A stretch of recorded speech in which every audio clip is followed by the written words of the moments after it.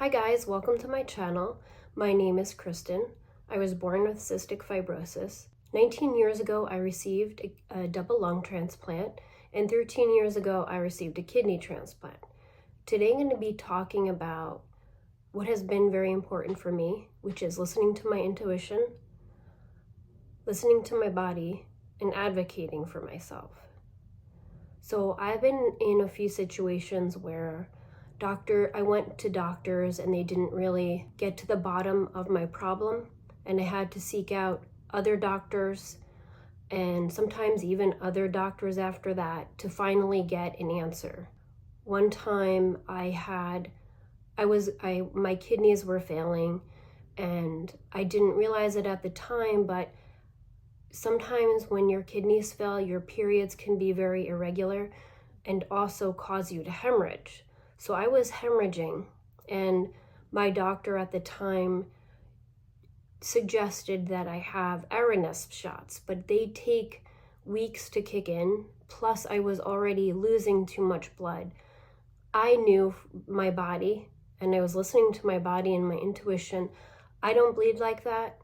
And large clots kept coming out, and I knew that this wasn't right. So I went to my local hospital, and they had to give me a blood transfusion in the ER, and they admitted me. And I think I, all in all, had about a month's stay because I was in that hospital for maybe 2 weeks before they had to transfer me to my transplant hospital, because I was just, all my levels were out of whack, and my bone marrow was suppressed, and I wasn't making red blood cells, and they just couldn't handle my care there. So I did have to go to my transplant center, but I was glad that I listened to my body and intuition, because at one point, my hemoglobin was in the 5s, which is extremely low.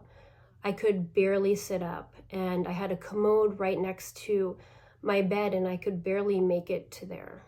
Another time that I also listened to my body and intuition was I had this scab on my eyelid, and I knew that scabs could mean skin cancer, especially if they fall off and come back.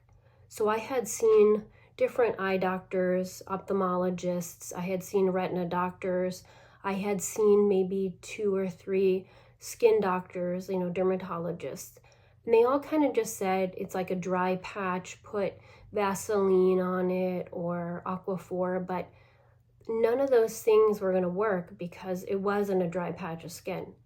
So eventually, and I'm going to say I had this for a couple years, I went to a new skin doctor, and she took a look at it and said, yeah, that doesn't look good. You need to get a biopsy. And she sent me to an ophthalmologist, and it did turn out to be skin cancer. So I had to have that removed surgically, and it did have clear borders, so that was good. Although later on I would end up having a precancerous lesion there and I needed Mohs surgery for that. But again, I should have pursued it until I found a doctor who would listen to me. Even though I did try and I saw several doctors, I should have kept going until I found one that really listened and took a biopsy. Another time where I advocated for myself was when my kidneys were failing. I needed a kidney transplant, and my siblings were tested, and one of my sisters was a 6 out of 6 match, but she had a different blood type. So that would mean that besides doing dialysis, I would need to now do 3 days of plasmapheresis, where it's similar to dialysis, but your blood goes through a machine to try to get rid of the antibodies so that you can get a mismatch of blood type. But for me, they had said in the first year, you're at a greater risk of rejection. And to me, it wasn't worth it. Plus, even though I could have gotten a 6 out of 6 match, which is a perfect match and means that you don't need as much anti-rejection medicine, I already was going to need more anti-rejection medicine because my lungs require a higher level than what any kind of kidney transplant would require. So it really didn't make sense to risk everything for that. So even though my doctor had recommended that I do the plasmapheresis, I spoke up and said that I don't really think it's the best idea.